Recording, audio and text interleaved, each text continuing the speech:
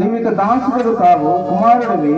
కుమారుడు అయితే దేవుని ద్వారా వారసుడు. దేవుని ద్వారా మనం ఏమైపోయినాం? వారసులుగా చేయబడినాం. దేవుని ద్వారా మనకు వారసత్వం వచ్చేసింది.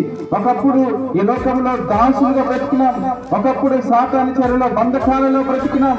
కనుక దేవుని యొక్క గొప్పతనాన్ని తెలుసుకోలేనటువంటి స్థితిలో మానవుడు ఉన్నప్పుడు ఇదిగో దేవుడు ఏం చేసినాడు? దాసులను ఇప్పుడు మనం ఏం చేసినాడు? వారసులుగా చేసినాడు. ఆయన కుమారులుగా చేసుకున్నాడు. కనుక ఎందరైతే తనను అంగీకరించారో వారందరికీ దేవుని కుమారులు అనేటకు అధికారం ఇచ్చినాడు. కనుక ఇటువంటి అధికారము పొందుకున్నటువంటి నీవు దేవుని ఆరాధించడానికి ఆయన గొప్పతనము తెలుసుకోవాలి.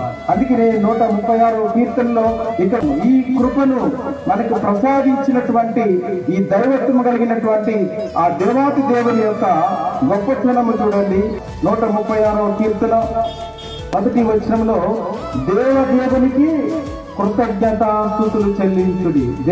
దేవునికి, దేవులకు చెప్పండి, దేవులకు దేవుడు. ఈ దేవుడు ఎవరు చెప్పండి?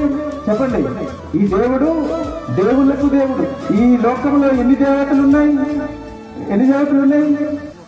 330 కోట్లు. ఎన్ని కోట్లు అన్నా? 1 కోటి దేవతలు. కనుక వీళ్ళందరికీ కూడా దేవాది దేవుడుగా ఆయన ఉన్నాడు.